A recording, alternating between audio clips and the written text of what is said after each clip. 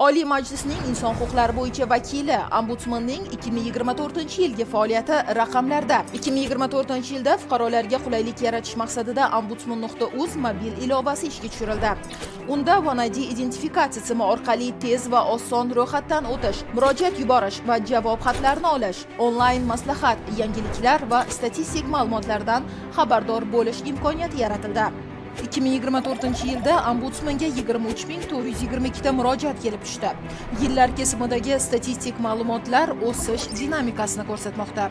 2024-yilda qiynoqqa solish holatlarini oldini olish bo'yicha harakatlanish erkinligi cheklangan shaxslar saqlanadigan yopiq muassasalarga 902 marotaba monitoring tashriflari amalga oshirildi va 10 mingdan ortiq mahkum bilan jamoaviy va 4835 nafari bilan yakka tartibda suhbatlar o'tkazildi.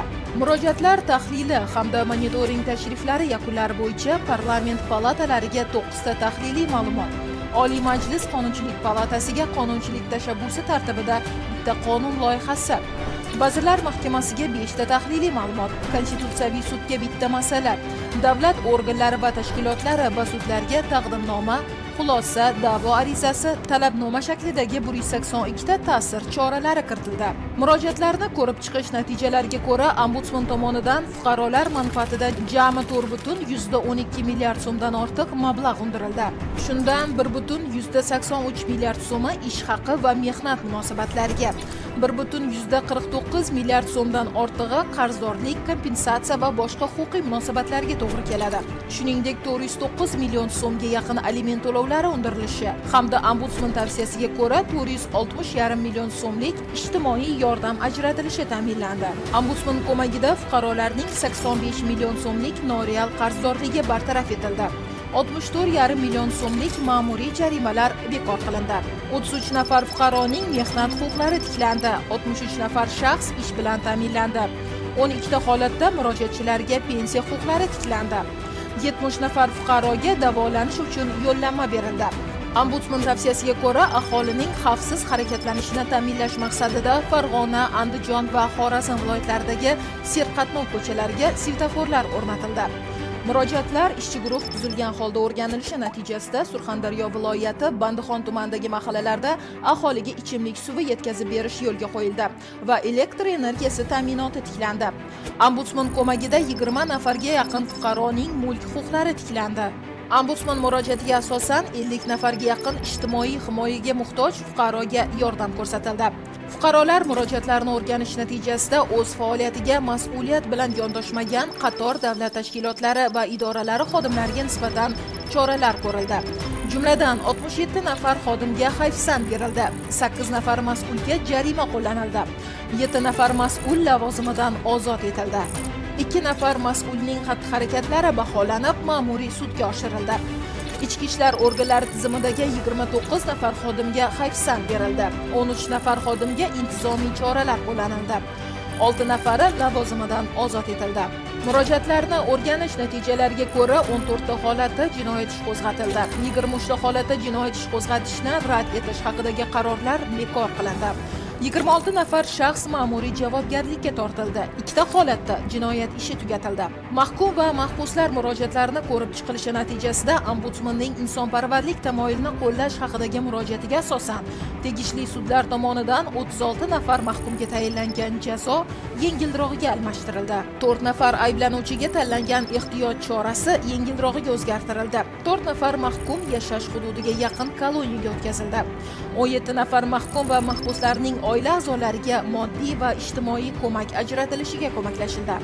32 nafar jazo muddatini o'tayotgan shaxslar maxsus tibbiy ko'rikdan o'tkazilib, ularning 18 nafari davolanish uchun kasalxonalarga joylashtirildi.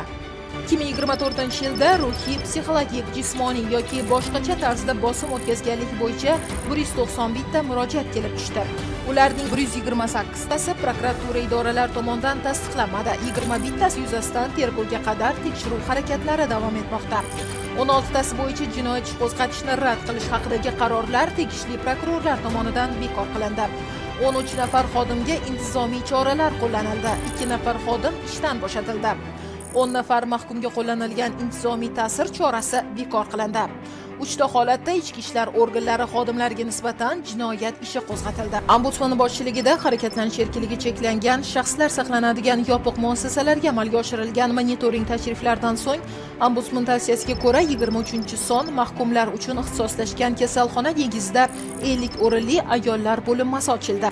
Ruhiy holati buzilgan shaxslar uchun dispanser kuzatuv tartibini o'rnatish va mahkumlar uchun ixtisoslashgan kasalxonada mahkumlarga tibbiy profilaktik xizmat ko'rsatish bo'yicha normativ huquqiy hujjatlar ishlab chiqilishi bo'yicha chora-tadbirlar rejasi ishlab chiqildi. Qoraqalpog'iston Respublikasi Taxiatosh tumanidagi eskirgan va antisanitar holatga kelgan narkologiya dispanseri qulay sharoitdagi binoga ko'chirildi. 50 Qal'a tumanidagi ikkinchi son ruhiy asab kasalliklari dispanseri ta'mirlanib, uchrashuv xonalari va psixoterapiya xonasi tashkil etildi. Toshkent viloyatining Bo'stonliq, Sirdaryo viloyatining Yangiyer, Surxondaryo viloyatining Sherobod, Qoraqalpog'iston Respublikasining Xo'jayli, Chimboy tumanlari va Jizzax viloyati vaqtincha saqlash hibsxonalarida joriy ta'mirlash ishlari olib borildi va kerakli buyumlar bilan ta'minlandi.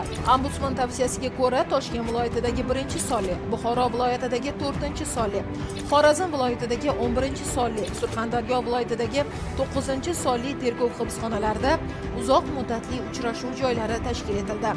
Qashqadaryo viloyatidagi ba'zi vaqtincha saqlash hibsxonalarini qayta qurish 2025-yilga rejaga kiritildi. Monitoring tashriflarida aniqlangan kamchiliklar bo'yicha 56 nafar xodimga hayfsan berildi. 2 nafar xodim jarimaga tortildi. 3 nafar xodim bilan mehnat shartnomasi bekor qilindi. Qoraqalpog'iston Respublikasi Navoiy, Buxoro, Sirdaryo, Surxondaryo, Xorazm va Samarqand viloyatlaridagi 6000 nafarga yaqin mahkum va mahbuslar tor doiradagi shifokorlar tomonidan tibbiy ko'rikdan o'tkazildi. 2024-yilda 87 ta qonun va boshqa normativ huquqiy hujjatlar loyihalari huquqiy ekspertizadan o'tkazildi va 309 ta takliflar ishlab chiqildi. Shundan 35 ta loyiha bo'yicha 100 ga yaqin takliflar inobatga olindi.